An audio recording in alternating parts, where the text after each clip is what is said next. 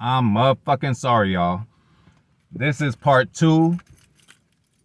Now I gotta find a goddamn lighter. This is part two. My motherfucking phone ran out of space. Hey, see, normally I'd have just been like, you know what? Fuck it. I'm gonna just re-record that bitch tomorrow. I'm going in the house. I'm chilling. Nah, I was just talking about putting more into this channel and being a real source, so I'm going to continue on. You know, I'm out. Hey, I had a bad day and all that, but what did I do at work earlier today? I thugged that shit out. I did go to the store and give me a shot, you know, and have me a nice little, you know, but still, you know, I had to just get through today. So I'm going to get through this motherfucker. We're going to power through this bitch. We're going to thug it out. So let's continue on.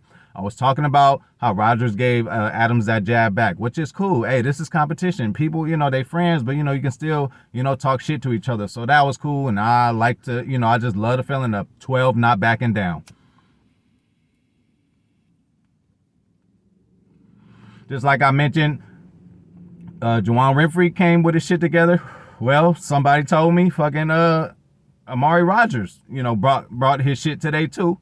He came to play and, you know, he made a couple of plays. And again, his body is changing. He just looks different on the field. So that is good that he took it serious and upon himself to come and be a part of this great team. And then, you know, another thing Aaron mentioned, he was like, man, I look to the injury line and there's a lot of motherfuckers over there. So, you know, the team already is beat up. Hey, rather have it earlier than late, right? So hopefully everybody could get back. But, hey, opportunity, y'all. Hey, Christian Watson ain't getting no reps. Torrey might get some more. Doves might get up in there and get some more. Amari might be taking more reps. Juwan Winfrey, even Sammy Davis. I heard Sammy Davis even brought his shit. He had more of a connection with Jordan Love, but they're kind of supposed to because they're on the same level as type player. I mean, Sammy Davis, I don't think this motherfucker gonna make the roster, but still, you know, to see he's out there making good ass catches, coming from Jordan Love's arm, hey, that's fucking good. And again, like I mentioned before, we need Love to be as prepared as possible to come in no matter what, you know, because, you know, nothing is like opportunity and preparation. You know, if you prepare, you know, stay prepared no matter what. When the opportunity comes, you're going to take it. So, you know, those two things are very important for a lot of players now because, hey, they might get some opportunities they didn't think they were because we got a lot of injured players. So we're going to move on from that. Well, one more last thing about the injured players. We're going to talk about David Bakhtiari a little bit. Now, I heard Matt LaFleur say, I'm not, you know, there's no more timeline. Basically, like, you know, he's fed up with it and all that. That is cool, but, bro, you don't give up any information anyway. So you saying there's no timeline to saying nothing, MLF, because, bro, you know, anybody asks you about injuries, you just give everybody the runaround. So don't act like you've been very informative and telling us about every injury happening and not trying to dodge and duck around the corner. And now all of a sudden you're saying, well, there's no timetable, like you've been giving us a timetable. So, but that is not good news for David Bakhtiari. Now, listen in to 12, and we got every right to listen to our QB1. He said he's not worried about it. Just like when we didn't draft any receivers in a first round like everybody was crying about and where am I? Hold on. Let me take a hit to remember what the fuck I'm talking about. Oh, how they said we, you know, how everybody was mad we didn't get a receiver in the first round. Then you go to Pat McAfee show and look at Aaron Rodgers. This motherfucker just chilling. Man, if he was so mad that a motherfucker, his number one receiver left and they didn't pick a receiver in the first round. If he was so mad, us as humans, bro, those are real legit human emotions that'll come out. That motherfucker didn't give a fuck. Come on now. Aaron ain't worried about that shit. So if he said he ain't worried about David like that, then that motherfucker ain't worried. Aaron's an honest person. He's going to say, you know, except to, you know, for certain things, and I understand why. But, you know, he's going to say, you know, he's going to tell it like it is. Another thing that I was very excited to hear is that, you know, Clemens is back around, y'all. He ain't been around since Aaron was younger, and Aaron even kind of acknowledged that. Aaron was like, man, I got a dap up a handshake from Tom Clemens. He was like, that's all I was looking for because that's so hard to get. He remembers back then, like, Clemens don't take no shit, and Clemens ain't going to give you a compliment.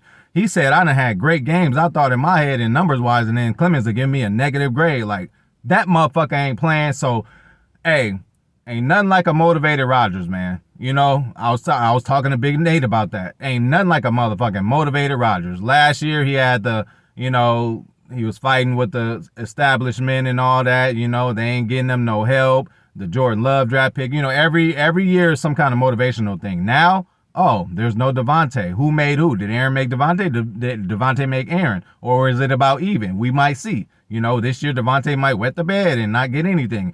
Do you think Aaron Rodgers was forcing shit to motherfucking Davante? Watch what Derek Carr does, his best friend. But anyway, it's good that Clemens is back in the motherfucking fold to give just another eye sets on some shit, just another set of eyes to look and say, oh, you know what? This, that, and the third. Like, for real, bro, Clemens is a big pickup for us, especially since the league want to take half of our coaching staff already. Hayden, don't want to see us fucking succeed. Let us win a bowl first and then clean us out. Every fucking year, coaches, most from the NFC North, coming in, teams from the NFC North coming in, taking away our coaches and all kind of shit. One went to Minnesota. One went to motherfucking the other sorry ass team, Chicago. You know, like, bro, they picking away. It ain't a coincidence that the first teams and, you know, our offensive coordinator went to Denver, which is cool. But it ain't a coincidence that they keep picking at us. And they always want to take our players, bro. But anyway, that's another thing. What else? Aaron Rodgers also said this is a defensive team. To hear that from the GOAT's mouth is like, you know, he kind of tried to walk back on it after a little bit in the interview, but goddamn it, this is a defensive team and it will be led by the defense, which I have been saying. Am I right or am I right? You know, this is just going to change, y'all. We used to the Aaron Rodgers, this and that, the offense, this and that, defense always giving up big plays. It's going to be the opposite now. You know, we're going to have not a game manager, but, you know, we're going to have a MVP for Aaron Rodgers. That's definitely not a game manager, but it's going to be more running. I guarantee you that, because Stenavich has moved up. Most offensive line coaches like running the ball. That's just how it goes. So him moving up to be the offensive coordinator, the run is going to be emphasized. And again, Clemens likes to run the ball. So we're going to be running the ball, and we got fucking 3 running backs to do so.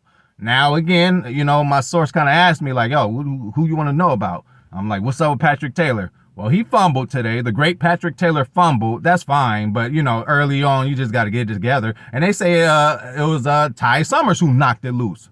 You know, but again, everybody looks good in shorts. This ain't like they were going on the full-on tackle, so he might not have been holding the ball as strong as he should, or he would have been a real deal football situation. But, hey, I'm starting early with all y'all motherfuckers. Hey, tighten that shit up, because I don't want no fucking excuses like Big Dog fumbling against the Niners, Aaron Jones fumbling against the Tampa Bay Buccaneers. I don't want none of that shit this motherfucking year.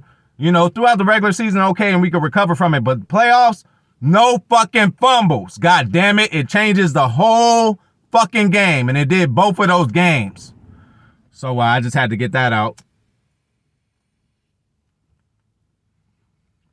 Aaron Rodgers also said that beautiful word. If he didn't say this word at all during the whole interview, I was looking for it. He said Super Bowl, goddammit. I just wanted him to just say the word. He could have said it in any context, but Aaron Rodgers said, yes, we are trying to win the Super Bowl. You know, he knows, everybody in the building knows, all of us know we going for the bowl. So we going to need all of your energy, including my energy, all year to be as positive as possible, because we need to win this Super Bowl this year. So he did mention that, so I'm happy.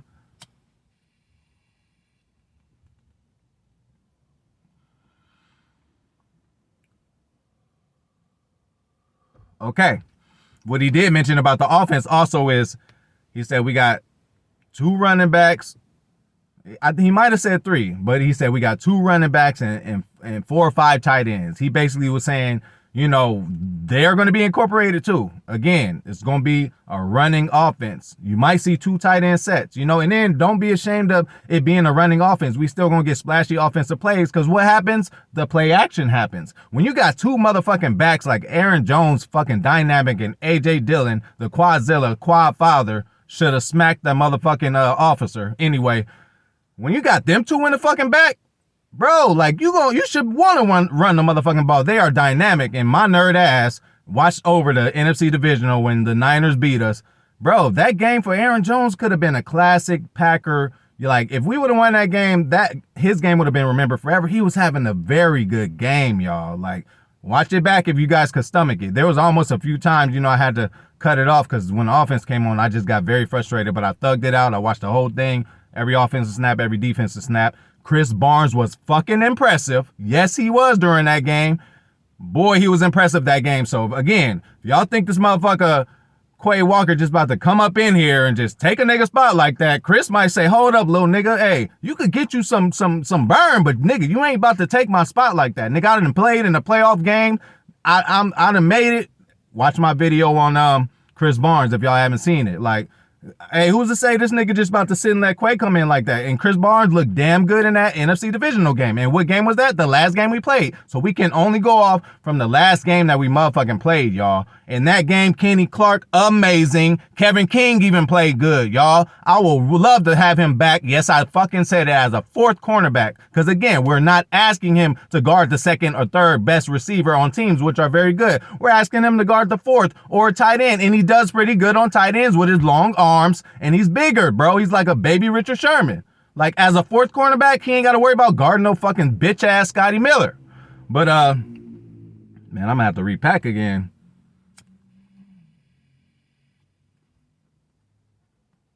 And another thing I was told was, it looks like a video game or something, like they're testing for a video game. They told me at the site there was like a lot of the players were wearing these new helmets. I mean, they're not going to play with them in games, but it's like a helmet with some fucking sticky shit on top of it. I mean, you guys have seen it before, I'm sure. If not, you'll start seeing it. I guess it's just helping with, contact. And that's good because we already got fucking 12 people on the sideline injured. So, hopefully that prevents a lot of this bull. That could be a concussion save just in drills. You don't want none of that shit happening. Sometimes people's head collide. I've seen it all the time. I've seen shirts on skin scrimmage and a nigga whole teeth got knocked out, because the nigga hit back of somebody else's head. He did a certain juke and he just hit him like it's bro. So I'm happy they got that kind of shit. But, it's getting dark out in this motherfucker. I'm about to go up in the house. I told y'all, motherfuckers start riding bikes around in circles and shit. You got to get up out of there, and, I'm too high to be just on his ass like that. But again, let's go over the motherfucking, let's just recap. Lazard, number one wide receiver. Aaron Rodgers mentioned Super Bowl.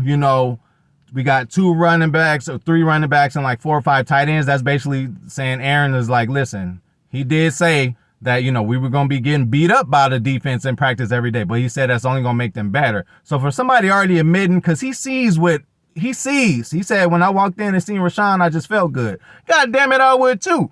That motherfucker about to have about 17, 18 sacks, nigga, on everything. So, yeah, bro. If you guys can't tell, I'm a little excited, a little high too. But thanks for fucking with your boy. And get up in them comments. Let me know what you think. I'm out.